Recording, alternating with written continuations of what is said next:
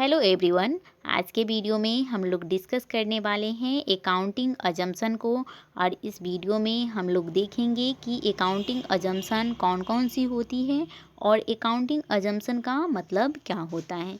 तो देखिए बच्चों, मैं आप लोगों को सबसे पहले बताऊंगी कि अजम्पशन का मतलब क्या होता है। तो अजम्पशन का मतलब होता है माना गया, और अकाउंटिंग में इसी अजम्पशन के आधार पर हम लोग किसी भी लेन देन को रिकॉर्ड करते हैं। तो अब हम देखते हैं कि अकाउंटिंग अजम्पशन कौन कौन सी है। तो सबसे पहला अजम्पशन है सेपरेट एंटिटी अजम्पशन। इसके आधार पे व्यवसायी और व्यवसाय दो अलग अलग व्यक्ति होते हैं और दोनों के अकाउंट अलग अलग रखे जाते हैं। तो इसी को हम लोग कहते हैं सेपरेट एंटिटी अजम्पशन। इसी को आधार मानते हुए अकाउंट में किसी भी लेन देन को रिकॉर्ड किया जाता है। उसके बाद है गोइंग कंसर्न अजम्पशन। इस अजम्पशन के आधार पर यह माना जाता है कि जब कोई व्यापार एक बार चालू हो जाता है तो वह व्यवसाय निरंतर चलता रहेगा, वह कभी बंद नहीं होगा। तो चालू व्यापार की धारणा यह कहती है। उसके बाद थर्ड अजम्पशन है मनी मेजरमेंट अजम्पशन। यह जो अजम्पशन है यह बताती है कि वैसे सारे लेन देन जिसे हम लोग मुद्रा के रूप में माप सकते हैं उसी का हम लोग अपने अकाउंट बुक में रिकॉर्ड करेंगे।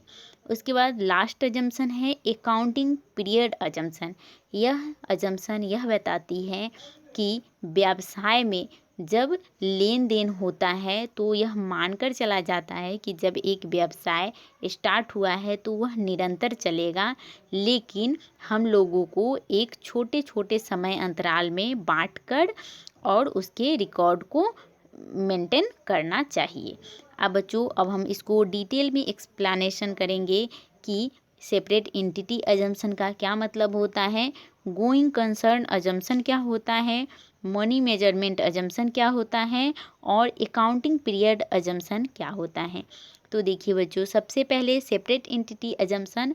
तो यह अजम्पशन यह बताती है कि व्यापार एवं व्यापारी दो अलग अलग व्यक्ति है और इन दोनों के आय व्यय के लेखे अलग अलग होने चाहिए। उसके बाद दूसरा अजम्पशन है गोइंग कंसर्न अजम्पशन। यह अवधारणा यह कहती है कि कोई व्यवसाय एक बार चालू होने के बाद चलती रहेगी। दैट मीन्स कि वह निरंतर चलती रहेगी, वह कभी बंद नहीं होगी, यह मानकर किसी व्यवसाय की शुरुआत की जाती है। उसके बाद है कि मनी मेजरमेंट अजम्पशन। वैसे सभी लेन देन या व्यापारिक घटना जिन्हें हम मुद्रा के रूप में माप सकते हैं उसी को व्यापार की पुस्तकों में लिखा जाता है। उसके बाद है कि लेखांकन अवधि की धारणा।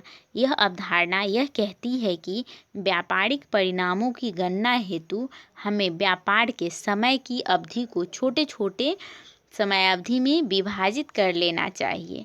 आई होप कि आपको समझ में आया होगा अकाउंटिंग अजम्पशन क्या होता है और कौन कौन से हमारे अकाउंटिंग अजम्पशन हैं। तो चलिए एक बार हम लोग फास्ट तरीके से सम अप करते हैं कि अजम्पशन का मतलब होता है माना गया, और इसी के आधार पर हम लोग अकाउंट बुक में किसी भी ट्रांजैक्शन को रिकॉर्ड करते हैं। और हमारे सामने अकाउंटिंग अजम्पशन कौन कौन सी होती हैं। तो सेपरेट एंटिटी अजम्पशन, जिसके आधार पे यह माना जाता है कि व्यापार और व्यापारी दो अलग अलग व्यक्ति हैं और दोनों के अकाउंट बुक को अलग अलग रखा जाता है या फिर उनके आय व्यय को अलग अलग रखा जाता है। उसके बाद है गोइंग कंसर्न अजम्पशन। यह अजम्पशन यह बताती है कि कोई भी व्यापार जब एक बार चालू किया जाता है तो वह निरंतर चलेगी। उसके बाद है मनी मेजरमेंट अजम्पशन। यह अजम्पशन यह बताती है कि वैसे सारे लेन देन जिन्हें हम मुद्रा के रूप में माप सकते हैं उसे हम लोग अपने अकाउंट बुक में रिकॉर्ड करते हैं। तो मनी मेजरमेंट अजम्पशन यह कहती है। उसके बाद है accounting period assumption.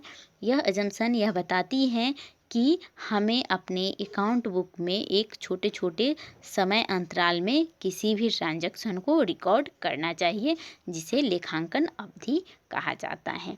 I hope कि आपको समझ में आया होगा अकाउंटिंग अजम्पशन क्या है और हमारे कौन कौन से अकाउंटिंग अजम्पशन होते हैं। तो तो अगर वीडियो अच्छा लगे तो आप इसे लाइक करें, मेरे चैनल को सब्सक्राइब करें। तो अब हम मिलेंगे नेक्स्ट वीडियो में, तब तक के लिए थैंक यू वेरी मच।